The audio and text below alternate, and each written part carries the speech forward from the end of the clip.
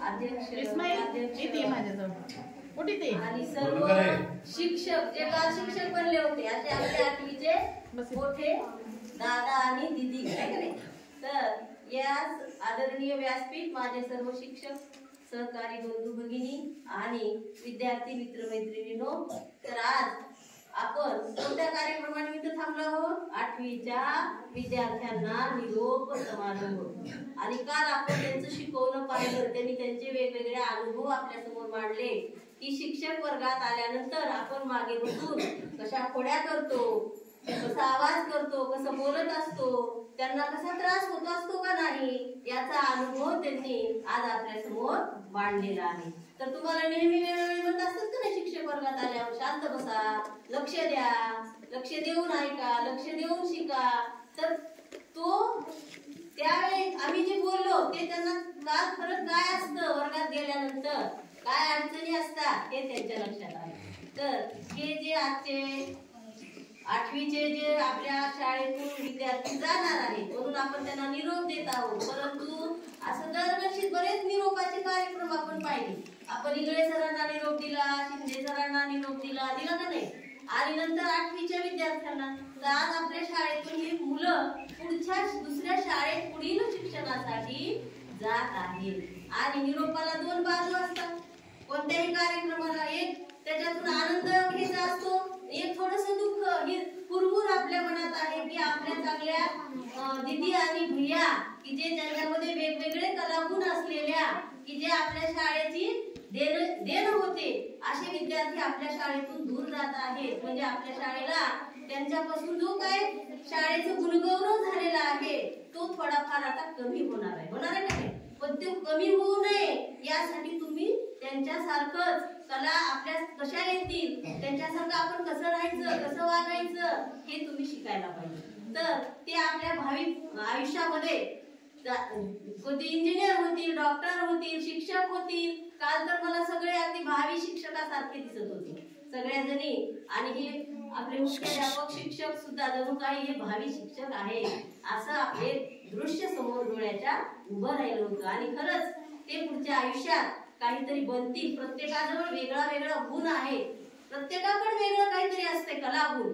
कुणाला वक्तृत्व चांगलं जमतं, कुणाला चांगलं गीत गाता येतं, कुणाला नृत्य करता येतं, कुणाला काय अशा वेगवेगळ्या रांगोळी काढता येत असतात, कुणाला मेहंदी काढता येत असते. तर असं प्रत्येक जण वेगवेगळ्या प्रकारच्या धाडशी गुण असतात. तर असे आपले हे विद्यार्थी सगळ्यात प्रत्येकाचा गुण आहे वेगळा वेगळा. आपला अक्षय सुद्धा त्यात सुद्धा कुठला गुण आहे सांगा बरं? धाडशी वृत्ती आहे. तो काहीतरी बनल, मिलिटरीत जाईल, काहीतरी देशाचं संरक्षण करेल, बरोबर आहे का? तर असं आपल्याला काहीतरी ठरवलं पाहिजे की आपण कुठलं तरी काहीतरी बनायचंय, आपल्या पुढच्या भविष्यामध्ये आपण काहीतरी करणार आहोत आणि असं आपण ठरवायचंय. तर मला या प्रसंगी या निरोपाच्या वेळी एवढंच म्हणावं असं वाटतंय की शिंदे सरांनी गाणं म्हणलं होतं बघा, कोणतं रे, आठवतंय का? या लाडक्या मुलांनो तुम्ही मला आधार, नवहिंदवी युगाचे तुम्हीच शिल्पकार.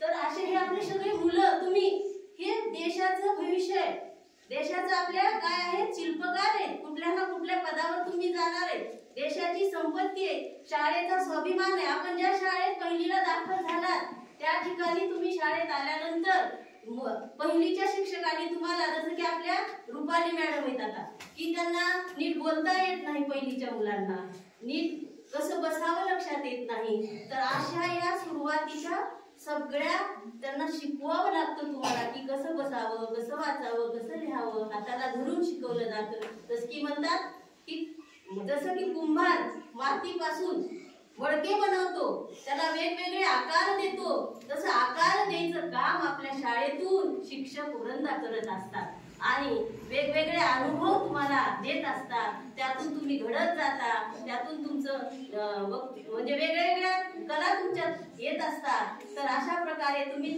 देशाचे, या शाळेचे काय आहात, नागरिक आहात आणि पुढे चलून भावी आयुष्यात नागरिक चांगले बनणार आहात. तर या प्रसंगी मला असं म्हणा वाटेल की अशी पाखरे येती आणि स्मृती ठेवून जाती, 4 दिसांची रंगत संगत 4 दिसांची नाही. तर ही दूर गेल्यानंतर यांना आपण विसरणार आहोत का?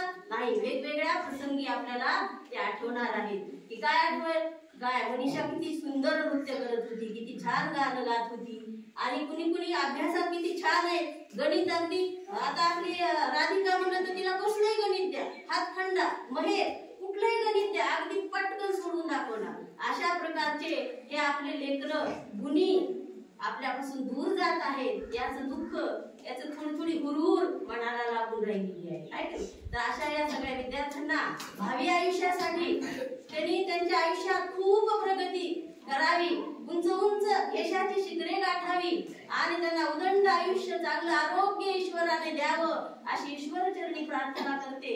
आणि मला इथं जी बोलण्याची संधी दिली त्याबद्दल मी धन्यवाद मानते आणि माझी